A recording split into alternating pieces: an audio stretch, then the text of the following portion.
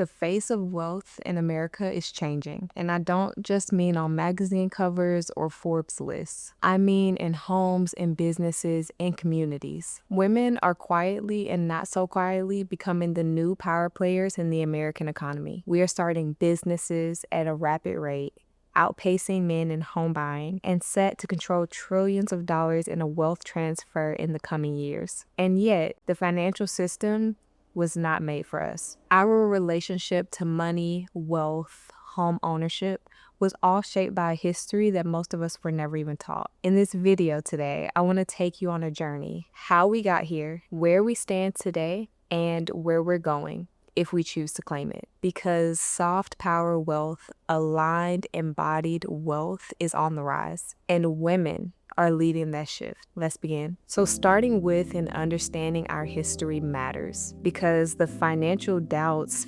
fears, the lack of confidence that women have with money, it's not personal. It is systemic. And in our history, it is very recent. Before 1974, women cannot open credit cards, get a mortgage without a male cosigner. It wasn't until October 1974 that the Equal Credit Opportunity Act was signed and women were legally allowed to access credit on their own. That's a basic financial right that was denied for generations. Following that, feminist credit unions began to open in the 1970s. This was a radical response, giving women loans, credit, and community capital when other institutions refused. This matters today because 1974 was 51 years ago.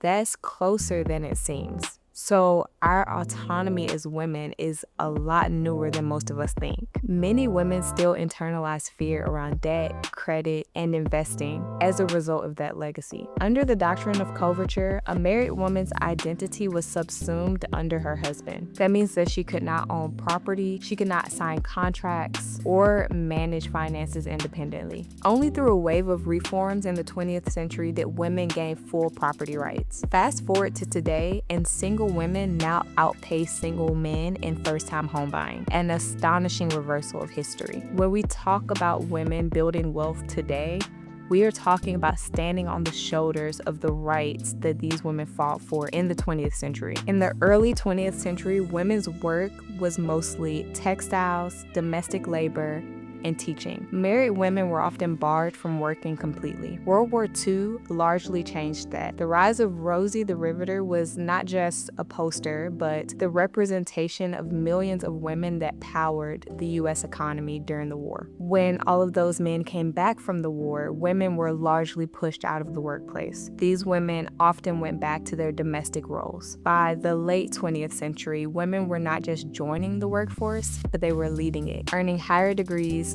leading companies, and shifting gender norms. And despite this, full equity pay still eludes us. And traditional financial narratives still don't address how women want to build wealth today. Here's the truth that most historical textbooks ignore. Our global economy rests on the foundation of unpaid labor that is overwhelmingly performed by women. Childcare, elder care, domestic work. It is estimated that globally, women do over 80% of this unpaid labor. If we could put a number on it, economists value this at over trillions of dollars annually. Feminist economists have said that if men had to pay for the unpaid labor of their wives, mothers, family members, the economy would collapse. Understanding this is critical because most of women's economic power has been mostly invisible until now. Today, women are not only contributing, but they're owning, investing,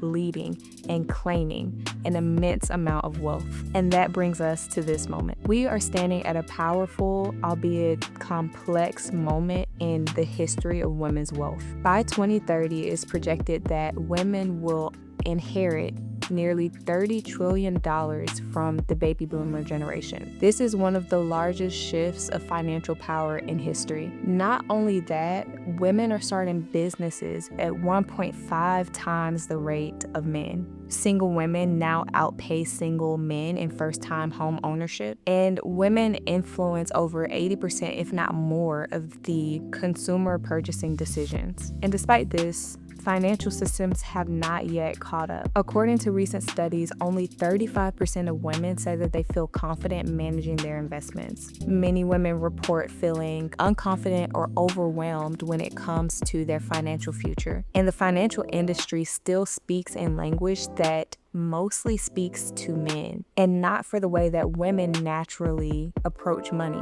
relationally, holistically, and with purpose. It is also important to name a few things here. Women do still face a pay gap. Women of color tend to face a even steeper pay gap than other women, and unpaid labor does continue to affect women's wealth trajectories. And despite this, women are still finding new paths of wealth building. That's through influencer-driven businesses, digital entrepreneurship, community-based investing. The future is no longer about entering traditional financial wealth systems. It's about redefining them. So here's the future that I see, and the one that I'm helping women to build. Soft power wealth. Wealth that is rooted in flow and not in force, that is rooted in grace and not in grind. Women are building financial ecosystems that support autonomy, wellness, rest, and legacy building. We are moving beyond the restrictive, rigid financial playbooks. Women today are building wealth through aligned investing, values-based spending, community wealth building, and entrepreneurship that values life cycles and not just linear growth, embodied prosperity. Ultimately, this is about a reclamation. You were never meant to be locked out of wealth building. You were never meant to shrink your desires to fit inside of outdated economic models. The future of wealth is embodied. It honors the fullness of your life, your rhythms, your seasons, your cycles, and it is available if we choose to step into it. If this message spoke to you, it is the beginning of a conversation, not the end. Subscribe, because I'm creating a whole series on the feminization of wealth and how you can build what I call soft power wealth, a wealth that honors ease, alignment, and legacy. And if you're ready to begin your own wealth building journey, join me for my summer solstice workshop. All of the details are in the description box. We are rewriting the rules of wealth, and this is just the beginning.